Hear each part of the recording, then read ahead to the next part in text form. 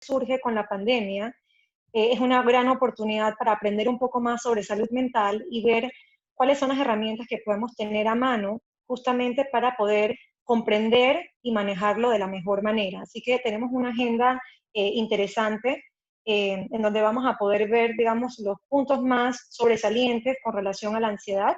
Así que les voy a contar un poquito cuál va a ser, digamos, como el temario que vamos a tener en esta tarde. Y como les explicó Mariana, al final de la presentación, entonces vamos a dar espacio para poder resolver preguntas, inquietudes, o si tienen algún comentario o algo que quieran aprovechar el espacio justamente para revisar cualquier duda que pueda surgir o cualquier experiencia que quisieran contar, va a ser un espacio provechoso para todos. Vamos a comenzar hablando primero sobre las emociones, porque para poder entender la ansiedad tenemos que tener claro cuáles son las emociones y cómo influyen en nuestra mente y en nuestro diario vivir. Luego entonces vamos a entender qué es la ansiedad y los tipos de ansiedad, cuando la ansiedad entonces ya se vuelve, digamos, un poco más complicada o ya vemos un trastorno como tal y los distintos trastornos. Y luego entonces vamos a ver toda la parte de tratamientos y herramientas, que es en el punto donde más queremos hacer énfasis, porque la idea es que ustedes saquen de aquí la mayor cantidad de recursos que puedan para poder no solamente entenderlo, sino saber manejarlo de la mejor manera y que podamos tener entonces una buena calidad de vida. Así que pueden escribir sus preguntas en la medida que vamos haciendo la presentación. Entonces, no sé, Karen, si nos ayudas tal vez con Sí, enseguida la estoy pantalla, por compartiendo. favor. Gracias. ¿Pueden ver bien todos? Sí, ahí se ve perfecto. Ok, entonces vamos a comenzar. ¿Cómo manejar tu ansiedad? Como decíamos inicialmente, para poder entender la ansiedad tenemos que comprender qué son las emociones y cuál es el rol que tienen cada una de ellas. Cuando leemos, muchas veces encontramos sobre este tema algunas frases como emociones buenas y emociones malas. Y es importante rescatar que no existe tal cosa como emociones buenas o malas, sino lo que vamos a ver es cuál es el manejo que hacemos de estas emociones, lo que va a hacer la diferencia. Entonces, ¿qué son las emociones? Las emociones son esta respuesta o esta señal de alarma que tiene nuestro cuerpo que nos va a indicar cuando algo está ocurriendo y van a sonar o van a aprenderse en la medida en que nos enfrentemos principalmente a situaciones nuevas mientras vamos adaptándonos a ellas. Y el proceso normal es que estas alarmas puedan prenderse y en la medida que la situación se resuelva, ellas puedan apagarse. Es que vamos a imaginar como si fuera un interruptor de la luz, en donde en el momento que requieren presentarse, las vemos y luego solitas deberían apagarse.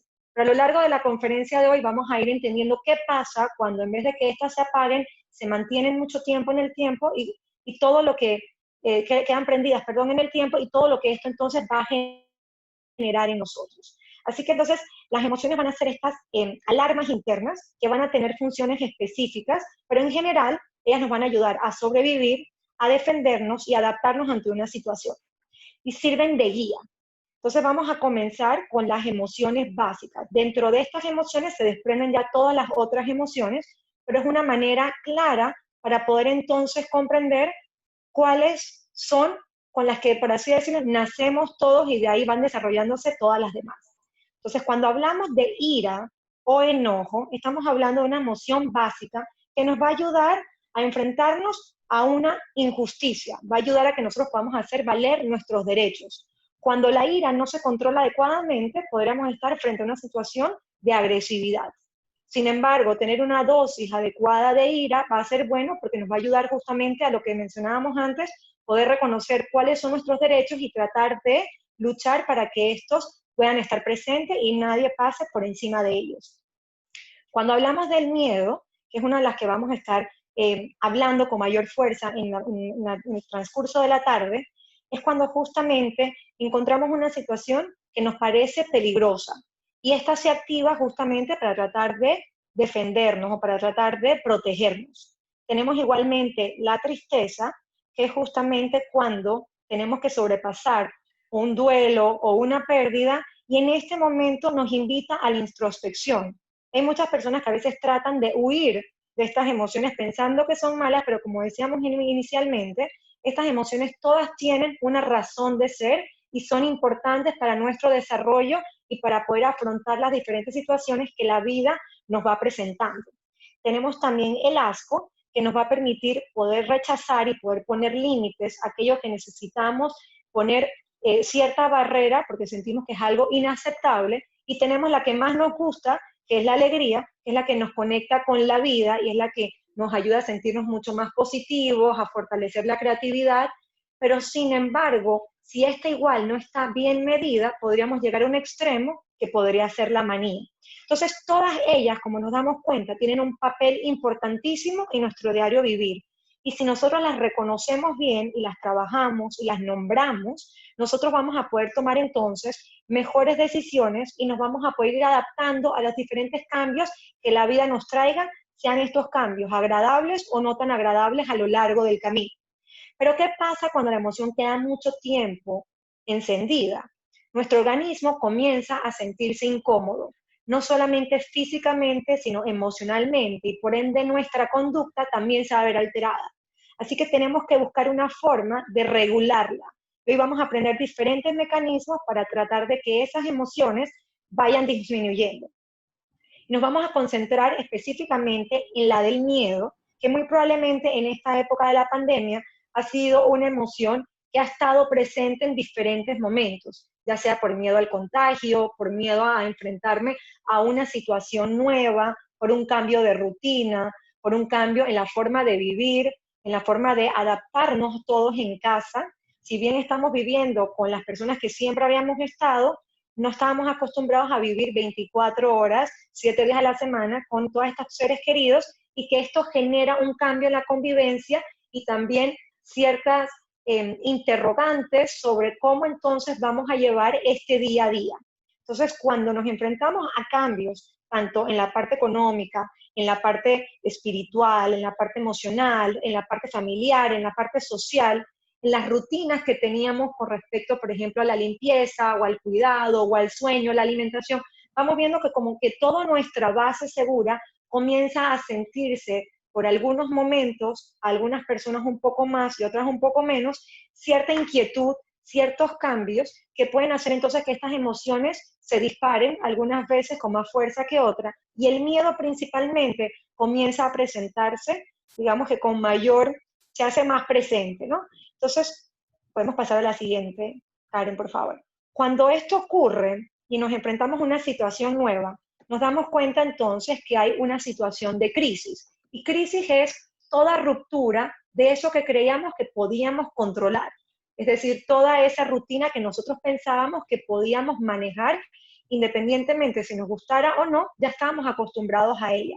Y cuando llega en este caso la pandemia, se siente como una crisis porque es un shock inicial de qué es lo que está pasando y cómo poco a poco vamos todos tratando de ajustarnos a las nuevas medidas. Y estas nuevas medidas no solamente a nivel sanitario, sino como mencionábamos antes, también qué vamos a hacer dentro de casa, con el colegio, con el trabajo, con las compras. Entonces las emociones dentro de una crisis comienzan a comportarse de una forma distinta, comienzan a prenderse y apagarse con mucha más frecuencia y algunas se quedan más tiempo prendidas. Entonces esto genera alteración en nuestros hábitos del sueño, de la alimentación, nuestro humor, nuestra paciencia se ve muchas veces interrumpida o se ve muy variable, y esto hace entonces que empecemos a extrañarnos sobre nuestro mismo comportamiento y comencemos a tener inquietudes sobre qué me está pasando o hasta cuándo me voy a sentir así, o solamente soy yo la que me estoy sintiendo así, o hay más personas que se están sintiendo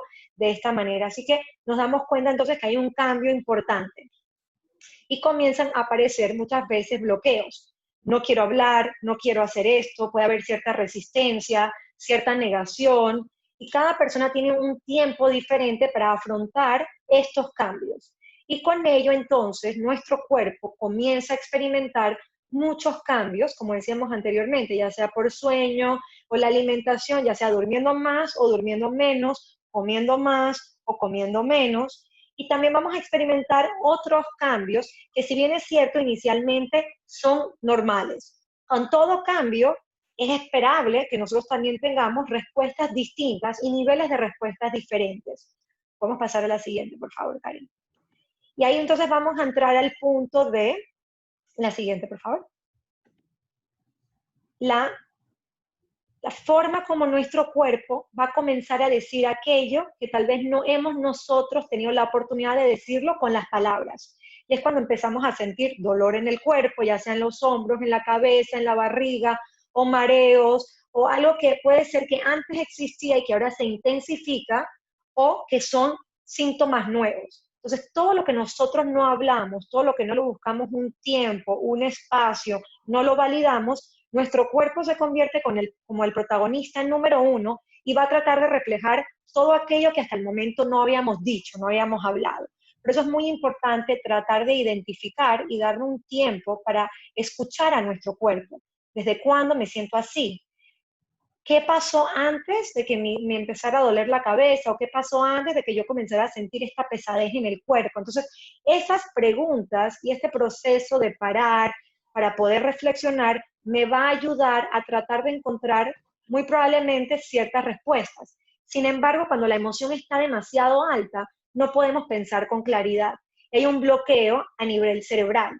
Entonces, la alarma está tan prendida por tanto tiempo que esta parte prefrontal, que es la parte que está relacionada con la reflexión y el pensamiento, no se da. Entonces, por eso en ese momento comenzamos a tomar decisiones de manera muy impulsiva y tratamos de defendernos o de huir de la situación. Y a veces incluso hasta nos quedamos congelados, porque no sabemos cómo lidiar con todo eso que estamos experimentando y que no le hemos puesto ni nombre, ni lugar, ni palabra, y eso está generando un caos interno que no nos deja funcionar adecuadamente. Entonces aquí viene muchas veces la pregunta de, bueno, pero entonces, ¿qué es la ansiedad? Y podemos pasar a la siguiente, Karen, por favor. La ansiedad es una respuesta que todos en algún momento de la vida hemos experimentado o vamos a llegar a experimentar. Entonces, ¿qué significa esto? Cuando yo estoy frente a una situación que me asusta o que la siento amenazante, mi cuerpo comienza a hablar por mí y comienzo a tener estos cambios, ya sea en mi respiración, por ejemplo, la sudoración de las manos. Hay personas que pueden sentir mareo, vómito, dolor estomacal, una sensación de ahogo, de dificultad para respirar. Entonces vamos viendo que hay diferentes síntomas que las personas pueden ir experimentando, algunas con un poquito más de fuerza que otros, pero la idea es que así como ellas llegan para prepararnos, para indicarnos de que estamos frente a una situación nueva, que la vemos como una amenaza, esto nos va ayudando a preparar a nuestro cuerpo para poder responder rápidamente frente a esa situación que sentimos como amenaza. Entonces la idea es que el cuerpo hace este cambio para tener la fuerza y poder dar respuesta, y la idea es que poco a poco eso que se activó vaya disminuyendo poquito a poco. Sin embargo, el problema sería si esto en vez de apagar continúa en el tiempo. Entonces, todos en algún momento, por diferentes razones, ya sea por montarnos en un avión o por responder a un examen o por una conversación con alguien importante o porque estoy frente a una situación que nunca había vivido, me puede generar un grado de ansiedad, un grado de respuesta mientras me ajusto a esta nueva realidad o esta situación que creo yo que va a pasar. Porque muchas veces no es una situación concreta, sino que mi mente puede estar considerando que algo va a ocurrir y este pensamiento hace la conexión con mi cuerpo y genera entonces que podamos pensar o crear en nuestra mente distintas posibilidades, ¿no? Entonces vemos que hay una respuesta en nuestro cuerpo y hay una respuesta también en nuestro comportamiento. Entonces puede ser que yo me quede muchas veces nervioso o pensando qué va a pasar después, lo podré controlar o no, y esto va haciendo que estos niveles muchas veces o disminuyan o bajen. Pero entonces, ¿qué pasa cuando la ansiedad ya no es una respuesta esperable y adaptativa, sino cuando comienza a convertirse en lo contrario? Y aquí entonces dejamos a Karen para que nos explique la siguiente parte. Hola, hoy me gustaría continuar con lo que estaba hablando Becky sobre la ansiedad y me gustaría explicar un poquito sobre cómo es el ciclo de la ansiedad, cómo funciona en nuestro cuerpo para complementar con lo que dijo Becky, porque precisamente la ansiedad empieza con algo que nos asusta, sea consciente o inconsciente, sea que sepamos eso o no sepamos exactamente qué nos asusta, pero la realidad es de que tenemos un estímulo que nos asusta. Entonces, como estamos asustados, intentamos prepararnos para eso. Y empezamos a pensar en distintas posibilidades y generalmente para prepararnos empezamos a pensar en las peores posibilidades, porque esas son las que más requieren atención para nosotros, porque son las que más queremos evitar. Entonces, por estar pensando en esto, nos preocupamos mucho. Y la preocupación entonces nos va a dar como resultado dificultades para dormir, concentrarnos, disfrutar actividades que hemos disfrutado en otros momentos, dificultad para relajarnos, que puedo imaginar que ustedes sabrán de que muchas personas que tienen y sufren de ansiedad tienen dificultades para dormir, que es uno de los mayores indicadores. Y entonces nuestros mecanismos corporales también empiezan a sufrir cambios. Por ejemplo, el ritmo cardíaco empieza a acelerarse, la persona empieza a respirar también de una manera más acelerada, la persona puede tener excesiva sudoración y el sistema nervioso está excitado, lo que quiere decir de que una persona está fácilmente se exalta. Entonces, la ansiedad normal tiene como la razón por la que está es para prepararnos en caso de que hubiera alguna situación que requiere que nosotros reaccionáramos ante ella.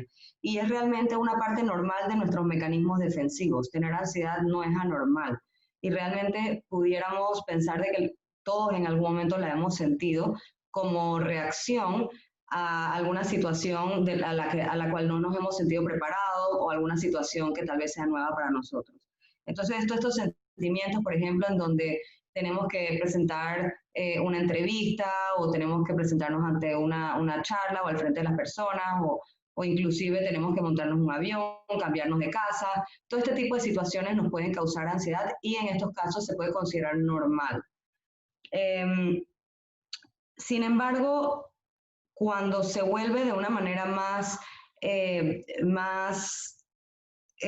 ¿cómo se dice? Como más prolongada, la ansiedad entonces puede desencadenar situaciones mucho más complejas, porque entonces la persona pasa mucho tiempo sufriendo sin poder darle una tranquilidad a los síntomas y sin tampoco poder encontrar cuál es la situación que le está causando o poder resolver esa situación. Y entonces empiezan a ocurrir ya situaciones que pueden ser más complicadas a nivel de salud mental. Y obviamente también a nivel físico, porque como sabemos la ansiedad también influye en nuestro cuerpo de una manera física, como por ejemplo muchas personas reportan que tienen dificultades estomacales o dolores de cabeza.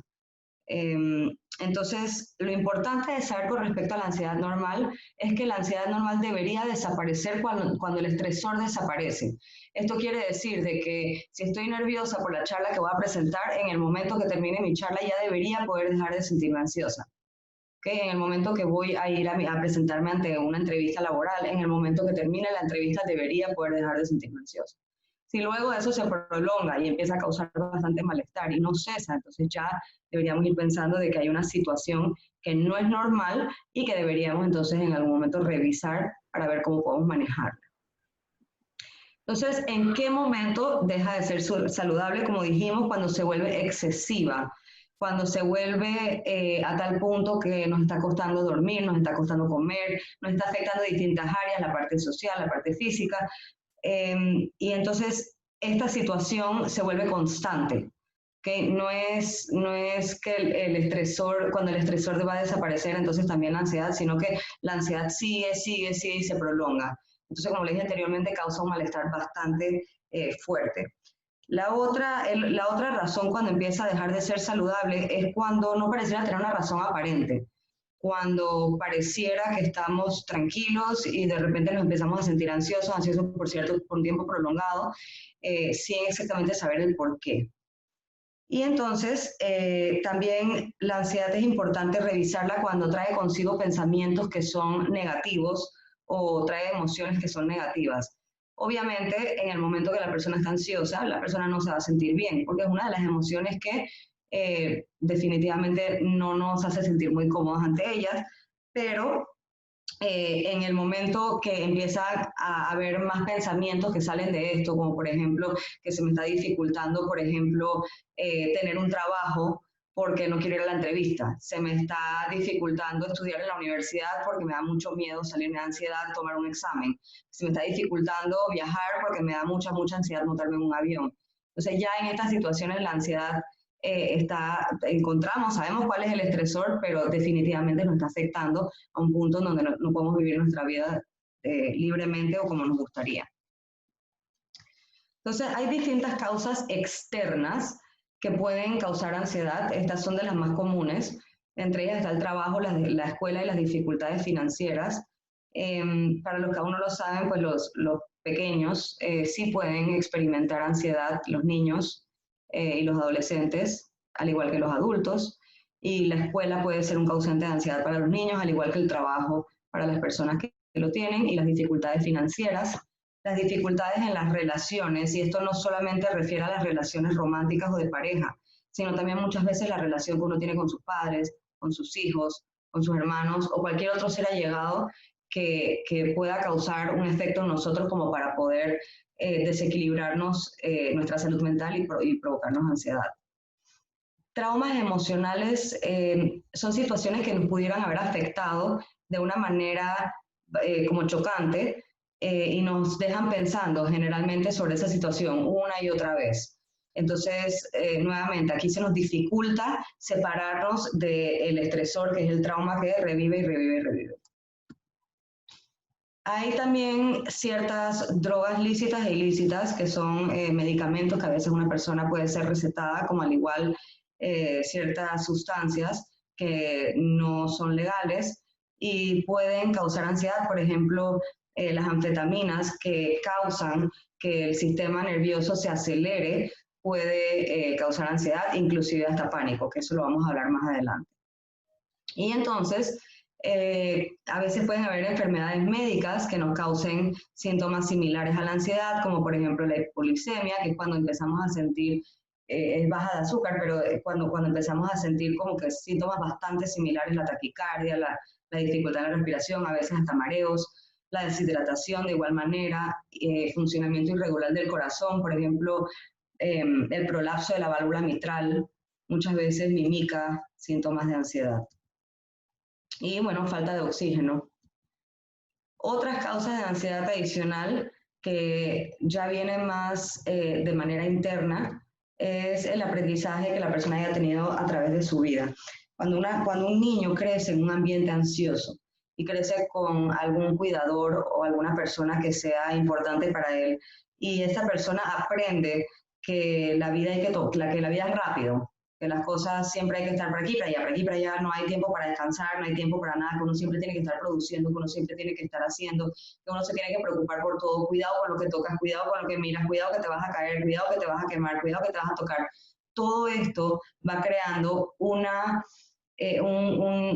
personalidad ansiosa en el niño desde el momento en que se está desarrollando hasta que llega a su vida adulta y ya se vuelve parte de su identidad y de su personalidad. Entonces es muy importante tener mucho cuidado como nosotros le hablamos a los niños. Sí,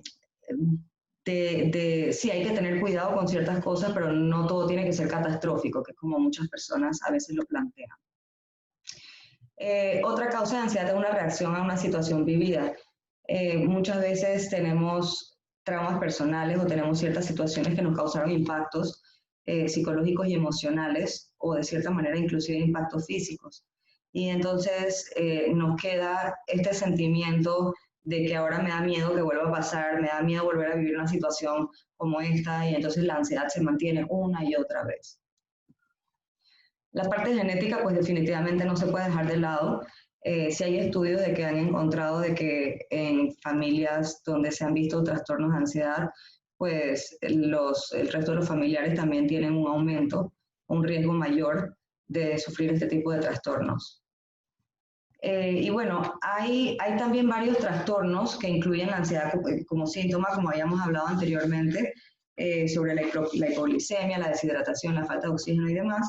Pero también hay otras ansiedades, hay otras enfermedades como por ejemplo dificultades en las tiroides, que puede causar ansiedad, o fluctuaciones en las hormonas de estrógeno, distintas enfermedades infecciosas, mala absorción de vitaminas, mala nutrición, afecciones del sistema nervioso central como Alzheimer y otras degeneraciones. Entonces ahí vemos también cómo los adultos mayores a veces tienden a una persona que se veía bastante segura y que de repente está sufriendo una degeneración cerebral o alguna demencia, de repente se puede ver como más asustada, más ansiosa.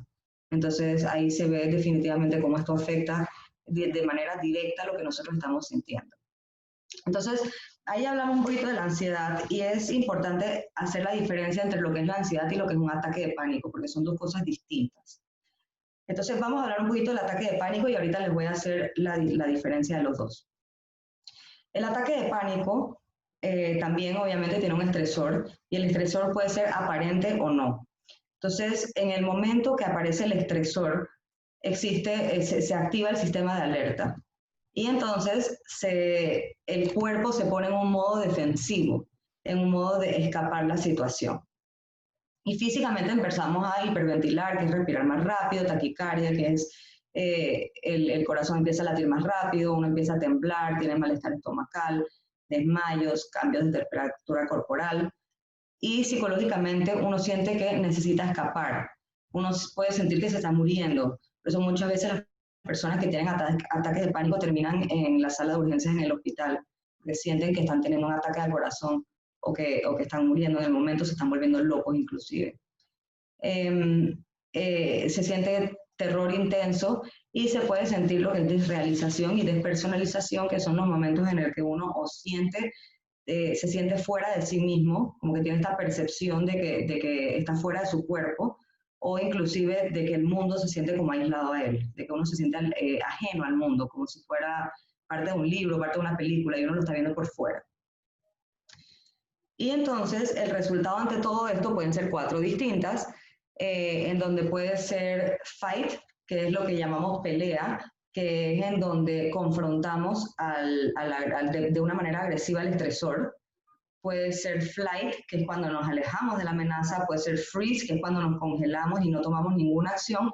O puede ser fawn, que es cuando nosotros somos obedientes a la amenaza para ser salvados.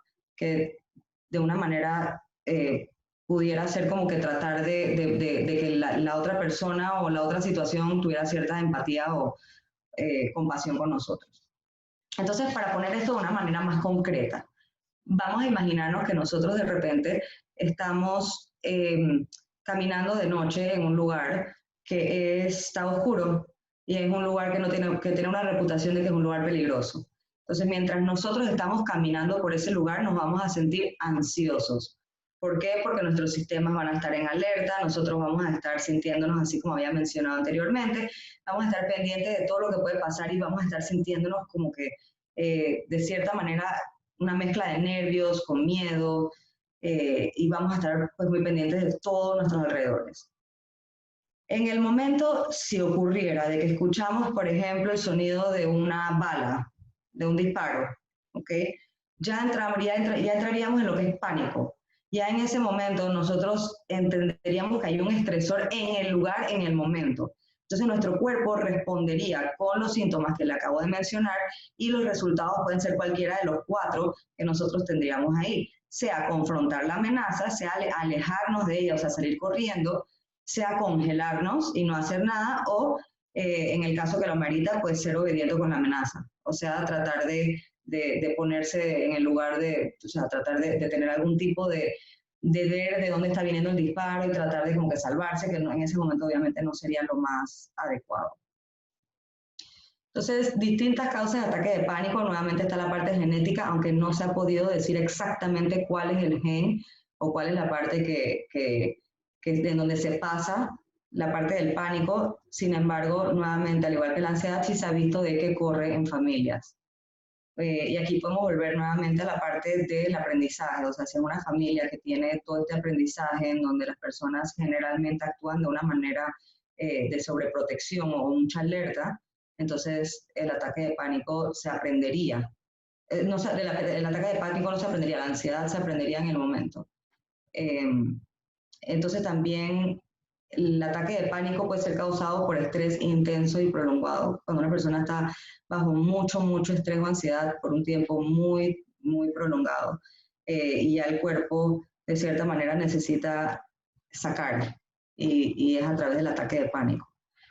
Las personas que son muy sensibles también muchas veces tienen ataques de pánico y esto puede ser sensibilidad con el entorno, o sea, darse cuenta de las cosas que generalmente el resto de las personas no se dan cuenta, o inclusive puede ser sensibilidad con el propio cuerpo, o sea, tener la capacidad de estar pendiente si es que siento hambre o si siento cambios de temperatura, y entonces muchas veces estos síntomas nos pueden asustar y detonar un ataque de pánico.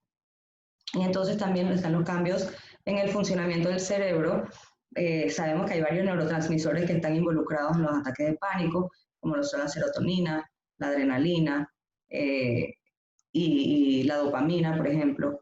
Y también se ha visto que en estructuras del cerebro se ven personas que tienen como consecuencias ataques de pánico. Por ejemplo, personas que tienen estructuras cerebrales. Recuerdo que había un estudio en donde la membrana de una estructura cerebral, en este momento no recuerdo cuál es, pero se veía de que había una correlación entre esa parte física y el resultado que era personas con ataques de pánico.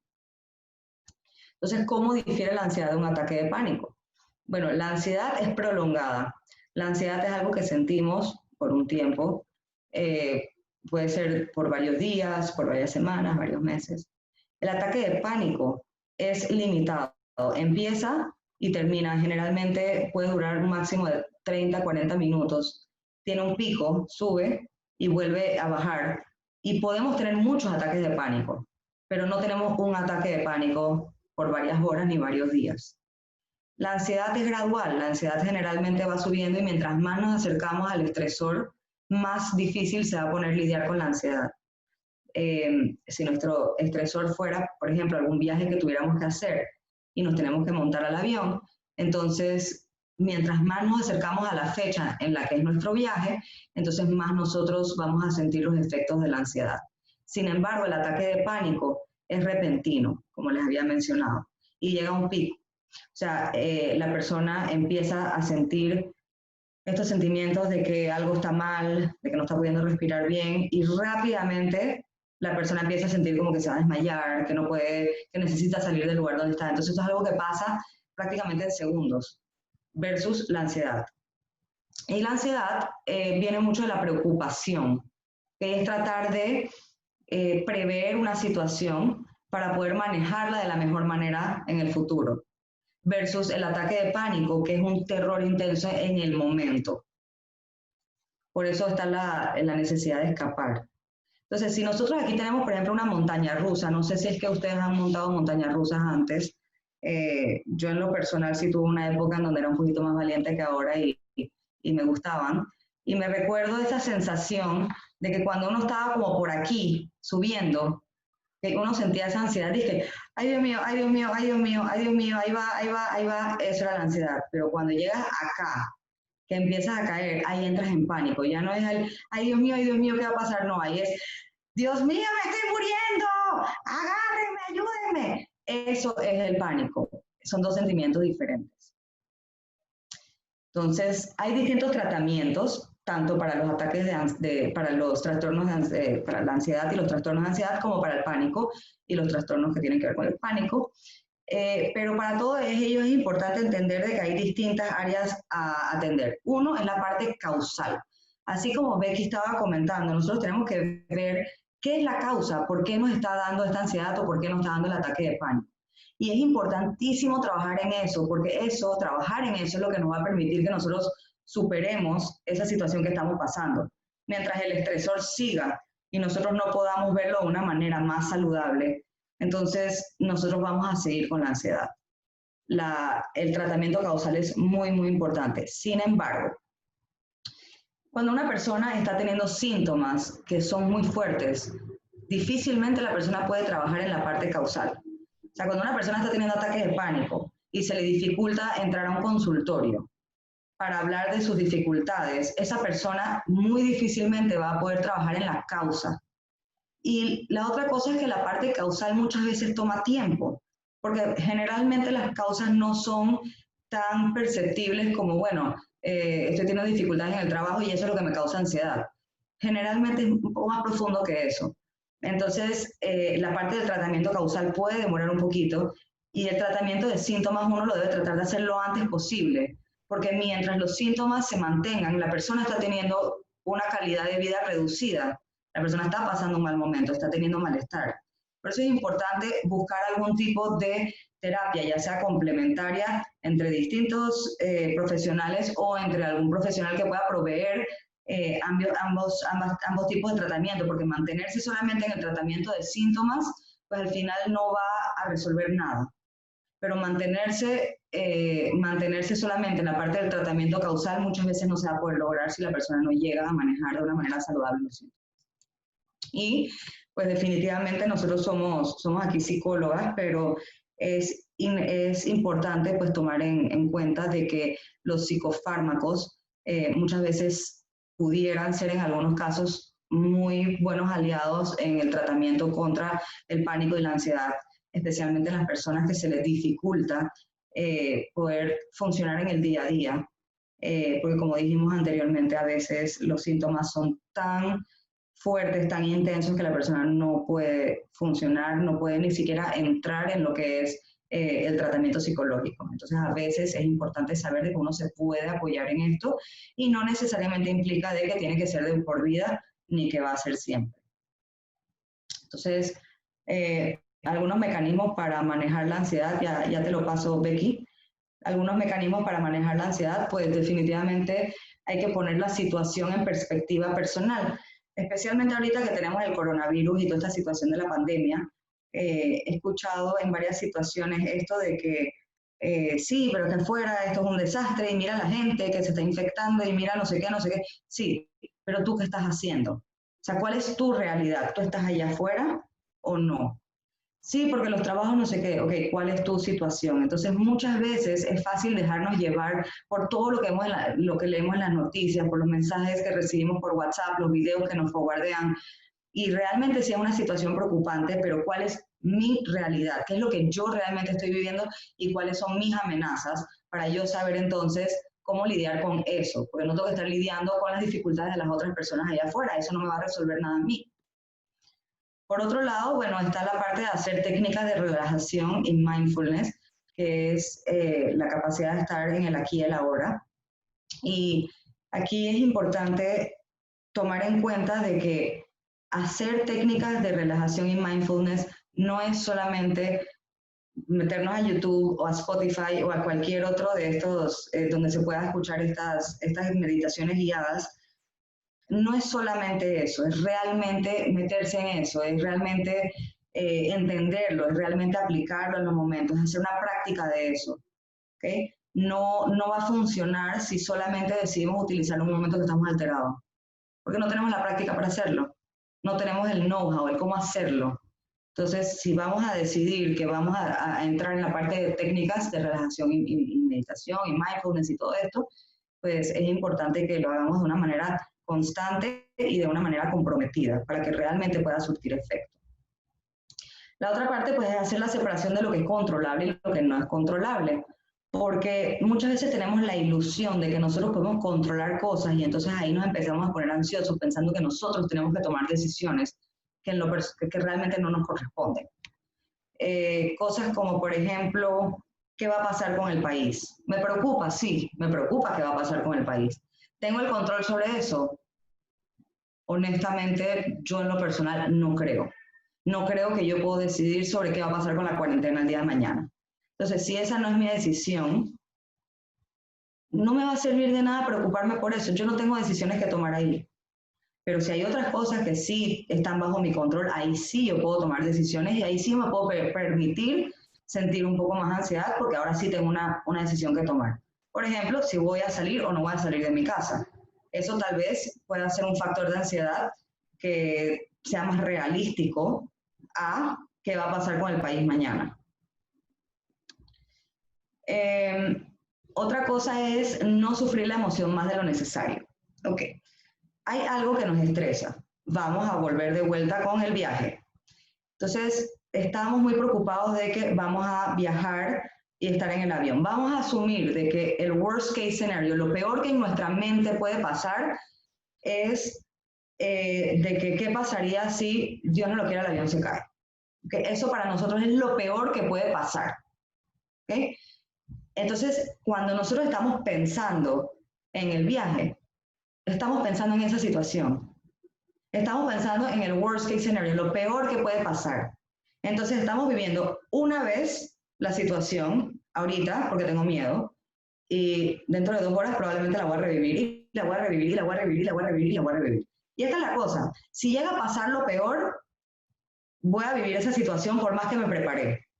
Me puedo haber preparado 500.000 veces, y por más que me prepare, de igual manera, yo voy a vivir la ansiedad del momento, el pánico del momento. Pero por otro lado, si no pasa el worst case scenario, si no pasa lo peor que puede haber pasado, viví necesariamente todas esas ansiedades sin razón.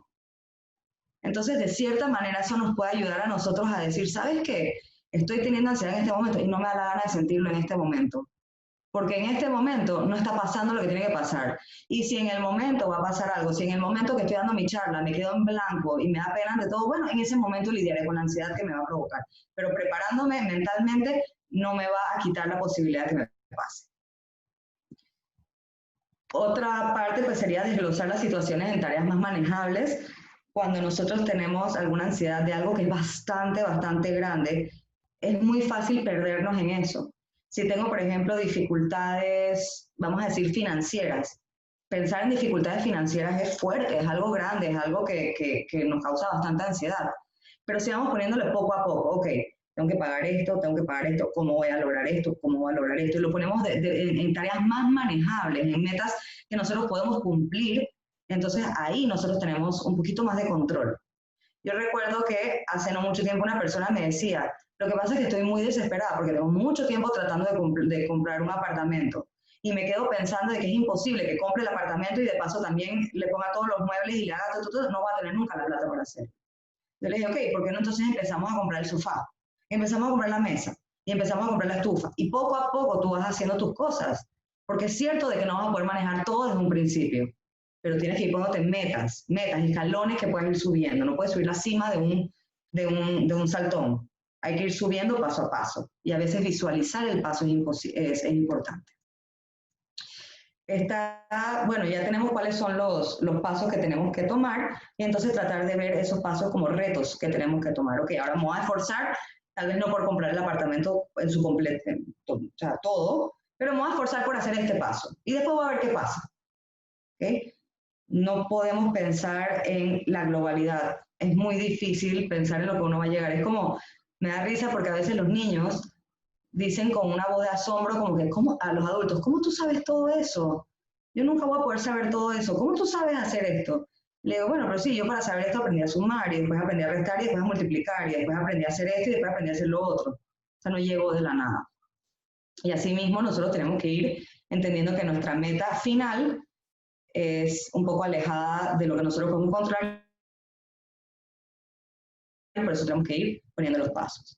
La parte de mantener la salud física saludable y equilibrada es sumamente importante, porque muchas veces el cuerpo, si nosotros estamos, por ejemplo, comiendo mal, estamos consumiendo, por ejemplo, bebidas que tienen cafeína o taurina o este tipo de cosas que nos exaltan, si no estamos haciendo ejercicios, no estamos liberando nada de lo que son estas energías ansiosas que tenemos dentro. Y tenemos que buscar alguna manera de liberarnos y ahorita Becky nos va a ayudar un poquito con un modelo que va a ayudar bastante a lo que es la liberación de esta ansiedad.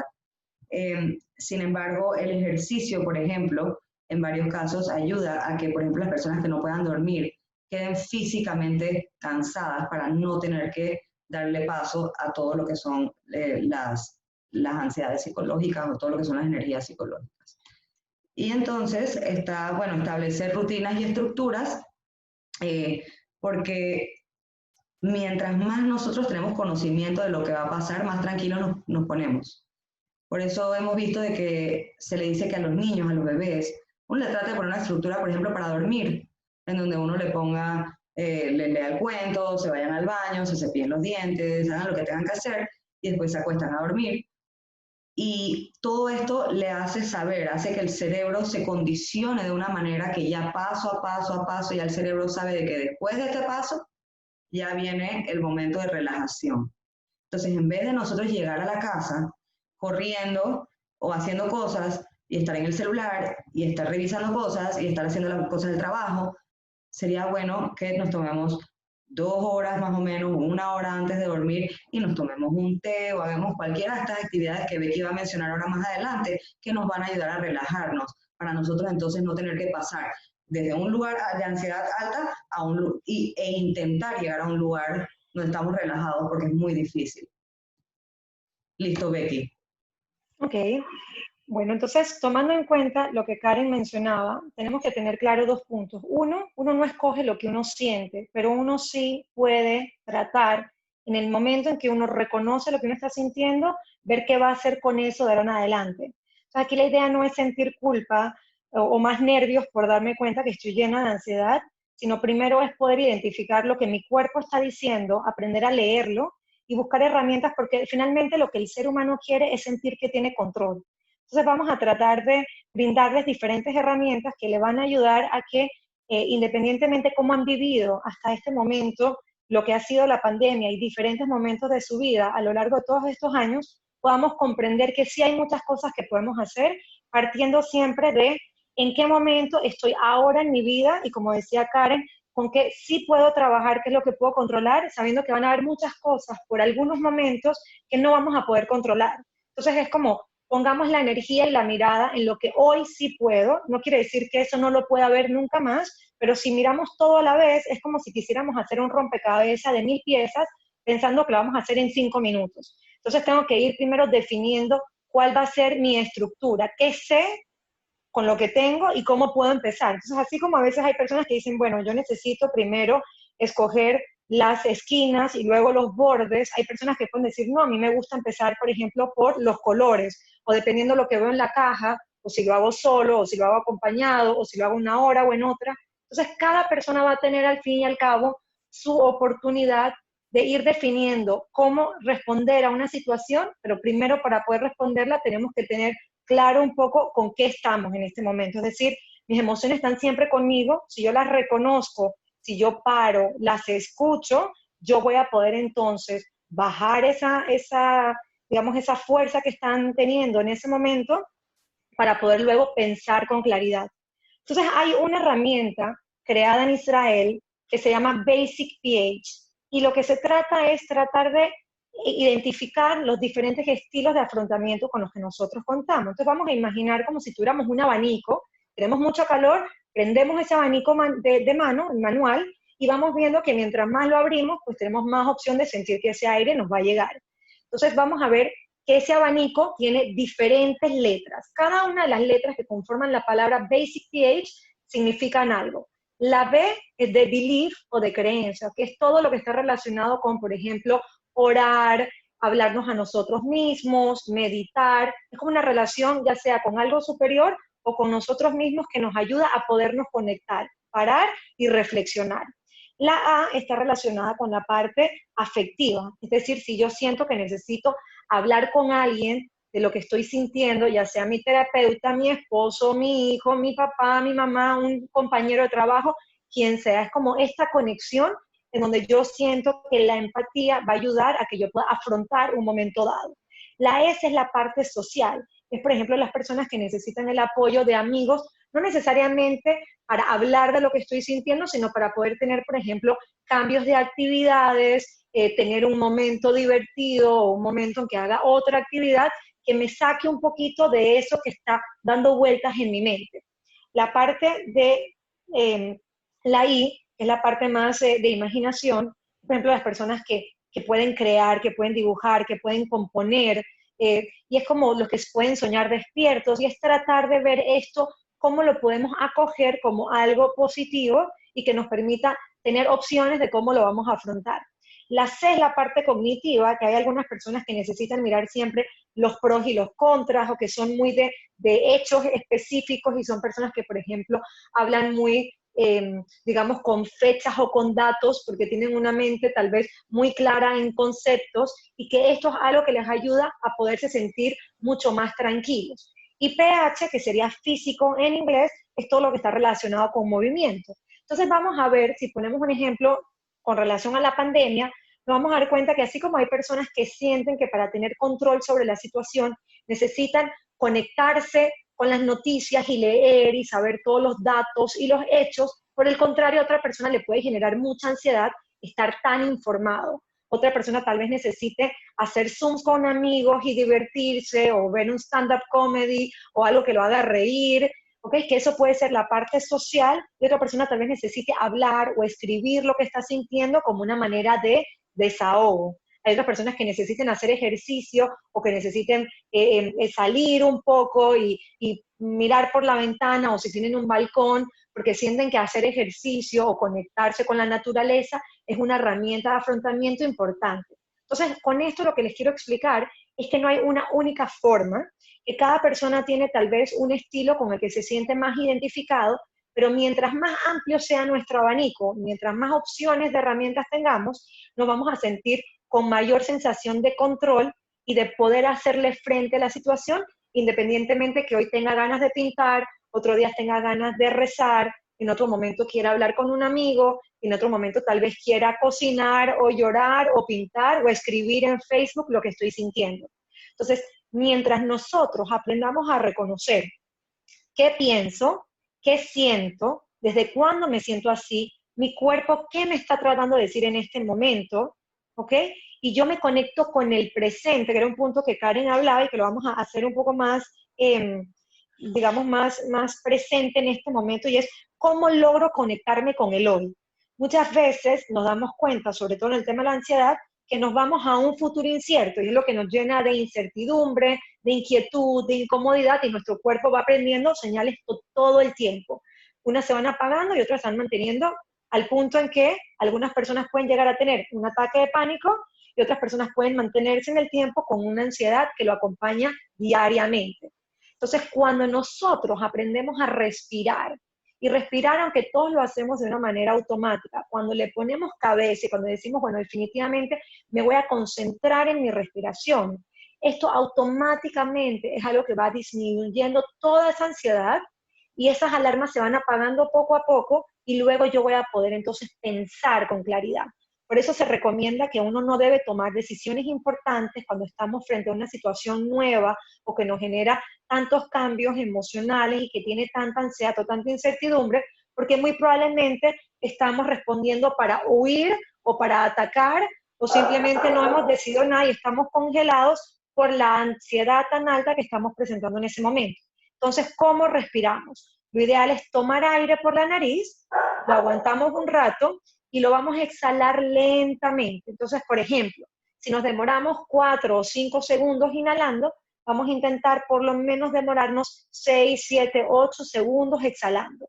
Tenemos que hacerlo en un momento en donde no estemos corriendo, en un momento donde podamos parar, independientemente si estamos sentados o acostados, que nos dediquemos ese tiempo para conectarnos con nosotros mismos, conectarnos con la respiración, y muchas veces vamos a necesitar un punto que nos ayude a anclar. ¿Qué se refiere a anclar? Es como sentir que estamos tocando base. Entonces, muchas veces lo que se aconseja es que, por ejemplo, independientemente si estamos sentados o acostados, que la planta de los pies puedan hacer contacto con alguna superficie. Si estamos acostados puede ser con el colchón o si estamos sentados puede ser el piso. Cuando nosotros sentimos que hacemos un anclaje, o sea, que tocamos base con alguna parte de nuestro cuerpo, reconociendo que la piel es nuestro órgano más grande y por ende es el que más rápido nos ayuda a volver a tener esa conexión, al nosotros hacer ese anclaje y utilizar nuestras manos también como segundo punto de anclaje, tenemos entonces que la respiración concentrada en ella, y si yo me anclo al momento presente con mi cuerpo, junto con la respiración, con mis manos y mis pies, yo voy a poder entonces conectarme aún más con lo que mi cuerpo está experimentando cada vez que toma aire y que bota aire. Entonces muchas veces las manos pueden ir cambiando de posición según cada uno va encontrando la forma con la que más se sienta cómodo. Algunas personas necesitan ponerse la mano en el corazón o en el pecho, otras personas necesitan ponerse la mano en la frente y en el cuello, otras personas necesitan sentir que se están abrazando, otras personas necesitan sentir que se están agarrando el estómago. Entonces, no importa dónde lo ubiquen, lo importante es que en la medida que respiramos y ponemos estos puntos de apoyo, entonces nosotros vamos a irnos sintiendo cada vez más conectados. Y si a esto nosotros entonces le ponemos igualmente la conexión con los sentidos, es decir, que cuando estamos respirando, vamos tratando de conectarnos con lo que estoy escuchando en este momento, lo que estoy sintiendo en este momento. Justamente, por ejemplo, tenemos un micrófono abierto. los sentidos, tanto lo que escuchamos como lo que estamos tocando o lo que estamos oliendo, lo que estamos viendo, esto nos va a permitir que nosotros entonces podamos conectarnos aún más. Entonces muchas personas cuando hacen este ejercicio, independientemente si lo hacen con los ojos abiertos o cerrados, esto va a depender del deseo de cada persona, como se sienta cómodo. Pero si la persona tuvo los ojos cerrados, cuando ya los abre, una forma de seguir conectado con el presente es que cuando los abre, trate de ubicar, por ejemplo, 3 objetos que estén a su alrededor, o que trate de percibir si hay algún sonido, si hay algún olor, y la parte corporal o la parte táctil ya la tenía justamente con este anclaje de las manos y las piernas. Entonces, nuestro punto principal es conectarnos con el presente. Si yo me conecto con el presente, yo entonces puedo tener mayor sensación de control y la mente no puede tener 2 pensamientos a la vez. Entonces, yo no puedo estar concentrada en lo que estoy viendo y al mismo tiempo estar con ese temor de qué va a ocurrir después. Entonces, como que yo lo dejo así sea un poquito de lado y al concentrarme con el presente, comienzo a sentir esa sensación de control y esta ansiedad comienza a disminuir poco a poco. Pasamos a la siguiente, Karen, por favor.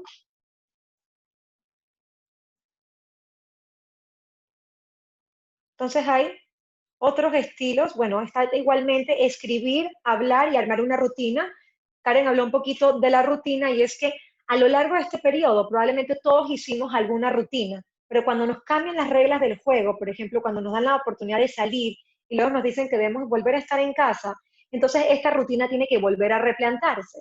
Igualmente, si nosotros podemos hablar de lo que sentimos, es como un desahogo muy grande porque vamos quitando la sensación de ahogo o de ese nudo que teníamos aquí agarrado. Igualmente, escribir puede ser una forma muy práctica y muy buena de sacar todo aquello que a veces no nos atrevemos a decir o que sí queremos decirlo, pero no encontramos la manera de expresarlo, o en el momento en el que lo queremos decir no encontramos a alguien confiable o no es la hora en que podamos tal vez llamar a alguien o despertar a alguien. Entonces, el papel aguanta todo. Y escribiendo vamos a poder soltar muchas cosas para poder disminuir esa ansiedad que luego lo podemos botar, quemar, romper o incluso leer nuevamente para poderlo analizar. Entonces, ya vimos un poco lo que les explicaba antes de cómo regulamos esta emoción, respirando, tratamos de ubicarla en el cuerpo y podemos preguntarnos en ese momento, ahora, ¿dónde siento esa ansiedad? Hay muchas personas que dicen, bueno, la siento en mi pecho o la siento en los hombros. Entonces, es ubicar esa mano en el lugar donde nosotros sentimos que se siente la ansiedad con más fuerza y tratar de ponerle un número. Del 1 al 10, siendo 1 el menor número y 10 el número mayor, ¿qué tanto estoy sintiendo esa ansiedad? Y en la medida que vamos haciendo el ejercicio de respiración y relajación, luego entonces nos conectamos con el presente y finalmente cuando abrimos los ojos y hemos vuelto a ubicar objetos que estamos viendo o sonidos que estamos escuchando o algún olor que estemos reconociendo, nos podamos volver a preguntar cómo me siento ahora. Y si el ejercicio lo hemos ido haciendo poco a poco, y lo vamos haciendo práctica en nosotros, vamos a ir viendo que poco a poco vamos a ir logrando que ese número vaya disminuyendo. Pero para eso tenemos, uno, que practicar, como decía Karen, no es hacerlo una vez o porque está de moda algo, entonces lo hice y ya, sino es conectarnos con el presente, poder poner todos nuestros sentidos, darnos el tiempo de practicarlo y mientras más constante lo hagamos, más vamos a sentir que esta va a ser una herramienta que nos va a ayudar rápidamente a regular la emoción y luego entonces vamos a poder pensar y reflexionar con mayor facilidad.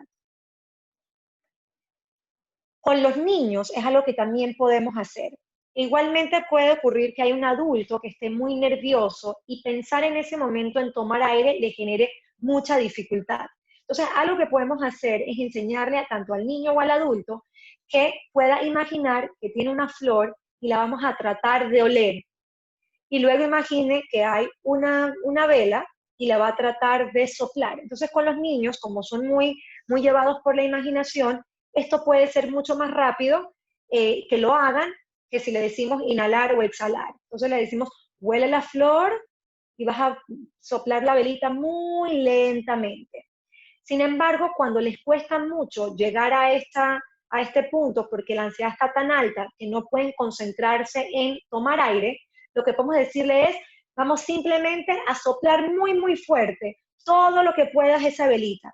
Entonces, nuestro cuerpo, cuando hacemos el ejercicio de soplar o de botar el aire, automáticamente nuestro cuerpo nos va a obligar a tomar aire nuevamente. Así que aunque la persona no se haya podido concentrar inicialmente en tomar aire, cuando haya tratado de botar todo ese aire, el cuerpo automáticamente va a necesitar volver a respirar. Entonces, en ese momento, la persona logra tomar aire y ya va a poder entrar en este baile, por así decirlo, de tomar aire y soltarlo poco a poco. Las burbujas de jabón son un medio muy fácil porque es lo mismo que decíamos antes de soplar. Como estamos tratando de soplar muy fuerte para crear estas burbujas, el niño bota el aire y eventualmente entonces va a tener que volver a respirar como un efecto inmediato que tiene nuestro cuerpo. Y otra herramienta muy importante es tratar de conducirnos a un lugar seguro. La imaginación es un poder muy grande que tenemos todos y nuestra mente tiene la capacidad de poder llevarnos a donde nosotros queramos, tanto los lugares menos interesantes, como nos explicaba Karen en un primer momento, pero también tiene la capacidad de llevarnos a los lugares más hermosos, sean reales o imaginados. Entonces, lo que podemos hacer, ya sea con un niño o con un adulto, es tratar de ayudarle a pensar si en algún momento de su vida ha sentido que hay un lugar en el que se sienta cómodo, hay algún lugar que le traiga tranquilidad o felicidad o donde se sienta realmente pleno. Muchas veces puede ser la casa de los abuelitos o algún lugar o algún viaje o algún paseo. Entonces tratamos de que la persona nuevamente se conecte con este lugar, cierra los ojos y trate entonces de conectarse con ese momento, ese lugar y con las emociones que afloraron cuando estuvo ahí y vamos entonces nuevamente haciendo uso de los sentidos para poder entonces trabajar en el presente, en que se conecte en ese lugar que le está trayendo tanta tranquilidad. Cuando no tenemos nada de esto a la mano, podemos utilizar un papel y simplemente le podemos decir al niño que si quiere dibuje como si fuera una carita feliz, lo voy a hacer para que ustedes lo vean, y es tener una hojita en donde le decimos al niño que trate de ponerla al frente y soplar. En la medida que lo sople, va a tratar de ir subiendo poco a poco la hoja y es como este baile, como si estuviéramos haciendo la brisa por medio de nuestra respiración y al ver esa carita feliz se concentra en el momento presente, en eso que está viendo y todo lo demás queda de lado y esta es una manera en que lo podemos conectar con el momento presente para ayudar a que regule su respiración y al regular su respiración se va regulando automáticamente las emociones que estaba presentando en ese momento. Entonces, estas son diferentes técnicas que podemos implementar para ayudarnos a reconocer la emoción, ponerle nombre, conectarnos con el aquí y el ahora y volver a sentir el control y de esa manera entonces la ansiedad poco a poco va a empezar a bajar al punto que llegue a desaparecer. Y si estamos ya frente a un trastorno de ansiedad, entonces lo que vamos a hacer en ese momento es buscar ayuda, porque es importante no sufrir innecesariamente cuando hay tantas herramientas y tantas personas que tienen la capacidad de darnos esas herramientas para tener una mejor calidad de vida y poder sobrepasar cualquier situación, incluso la pandemia que estamos viviendo en este momento. Y para terminar, un mensaje que nos gusta mucho a ambas y es, si tienes un porqué para vivir, encontrarás casi siempre el cómo. Y yo a esto le agregaría también un por qué y un para qué vivir. Cuando buscamos una razón, un significado, nuestra vida comienza a tener mucha más fuerza y logramos sobrellevar cualquier situación por muy difícil que ésta parezca. Así que vamos a tratar de ir buscando ficha por ficha qué es lo que sí podemos controlar en este momento para entonces podernos sentir mucho más plenos y poder brindar un mejor ambiente, no solamente para nosotros, sino también para las personas que nos rodean. Entonces, con esto damos por terminada la presentación y vamos a pasar a las preguntas. Súper. Muchísimas gracias a ambas. La verdad es que qué información más valiosa y más completa nos han dado. Yo quería solamente comentar un poquito cuando estaban hablando del Basic PH, abrí el espacio para que las personas fueran comentando con qué estilos de afrontamiento se sentían identificados y mencionaron creencias, cognitiva, social, belief, imaginación. Así que yo creo que esto abre el espacio también para pensar, que es todo el objetivo tanto de Karen, Becky y mío cuando pensamos en esta charla y en este webinar, es un poco prepararnos para la ansiedad que indudablemente vamos a sentir cuando regresemos a la nueva realidad o a la vida post-COVID, porque es algo que estamos viviendo que nunca habíamos experimentado antes. Entonces voy a mencionar aquí unas preguntitas. Alguien dice, frente al momento ahora de frustración de cómo y cuándo tiempo más tenemos de cuarentena, ¿cómo manejamos? No estoy segura, Sara, si entiendo tu pregunta. Yo creo que tal vez un poco de cómo manejar el tiempo que nos queda al no saber cuánto tiempo vamos a estar en la cuarentena o en qué forma vamos a vivir la cuarentena. Es una excelente pregunta, Sara. Definitivamente hay muchas cosas que no tenemos claro y que el día a día es el que nos va a ir informando según digamos cuáles van a ser las reglas, cómo vamos a ir interpretando para nuestro diario vivir estas herramientas con las que contamos y cómo las vamos a poner en orden. Entonces yo creo que lo primero es tener claro qué tenemos hoy, que es el momento presente, y de esto que tenemos hoy, qué puedo controlar y qué no. ¿Cuáles son las cosas que yo puedo manejar en este momento? Probablemente no esté todo resuelto y aunque en mi ideal estuviese tener todo resuelto, tengo que ser clara en lo que puedo hacer en este momento y eso me va a ayudar a poner mi atención en el presente, en lo que sí puedo y poco a poco ir viendo qué cosas sí voy a poder manejar o de quiénes me puedo apoyar y cuáles son las cosas que también voy a tener que aceptar, que aunque no me gusten, todavía no las voy a poder controlar. Por ejemplo, para todos fue una sorpresa que nos dieran la oportunidad de salir y después también fue una sorpresa que nos dijeran, bueno, ahora no, y volvemos a la pauta de hombre-mujer con horario de cédula. Entonces es volver a que nuestra mente registre esta información que habíamos soltado y ver cómo me vuelvo a organizar sabiendo que mi horario es, por ejemplo, digamos, mi horario es de 5:30 a 7:30. Entonces, volver a replantearme qué hago en estos días, cómo voy a organizar mi tiempo para saber que este es el momento que yo puedo hacer algo o en quién me puedo apoyar o en qué servicio me puedo apoyar para poder continuar. Yo podría quedarme lamentándome, no me gustó, no me parece, pero si yo no logro reconocer la información real y no logro aceptar lo que tengo al frente, me voy a quedar con tanta ansiedad que no voy a poder entonces ejecutar. Así que es importante ver qué puedo controlar y qué no, aceptar la situación en este momento y aceptar no significa que tengo que estar contenta, pero es tener claro lo que tengo en el momento para luego entonces ir un día a la vez. Y esto me va a dar una mayor sensación de control a pesar de que tenga estos movimientos emocionales, que es normal, como dijimos a lo largo de toda la presentación, que los vamos a seguir teniendo.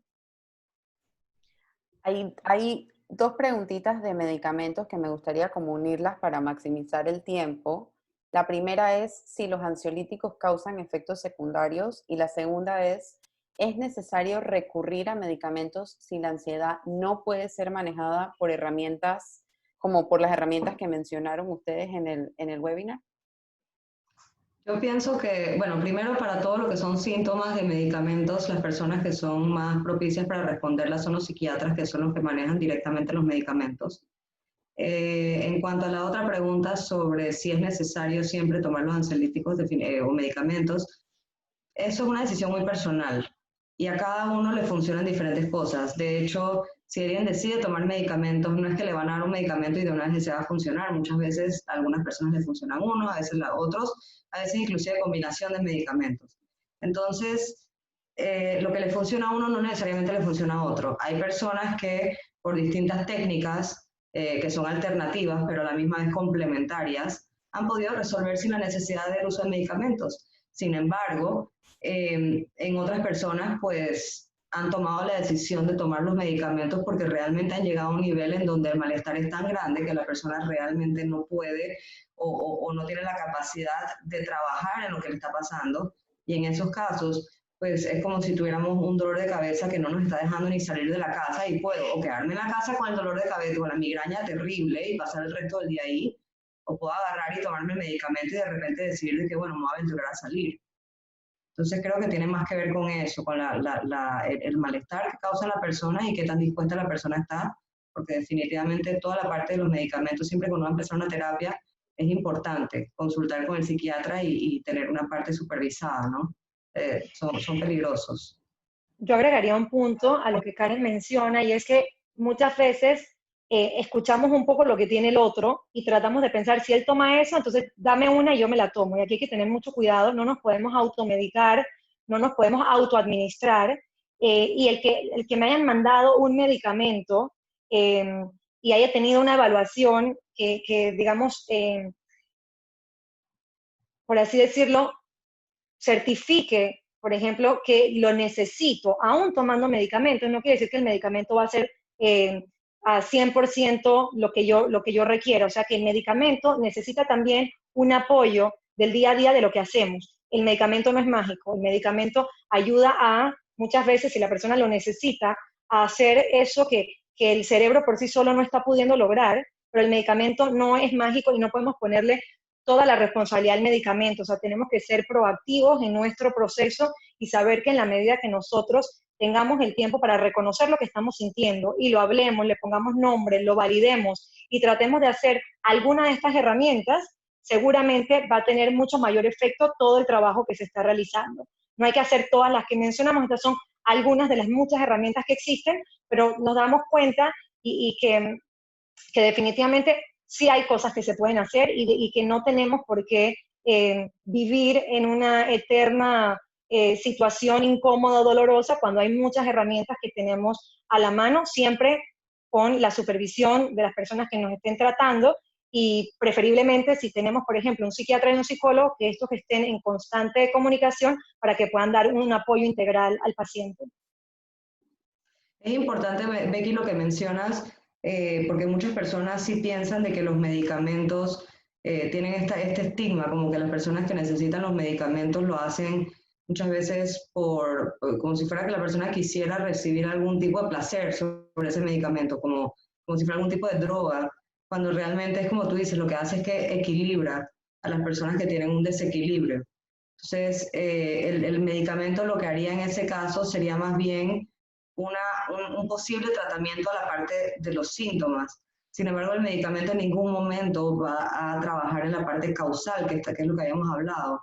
Entonces, una persona puede pasar muchos años tomando algún medicamento para lidiar con la ansiedad o con los ataques de pánico y le puede ir bastante bien, pero lamentablemente esa persona probablemente va a tener dificultad dejando esto si la persona no trabaja en la causa, en qué es lo que qué es lo que me está causando los síntomas.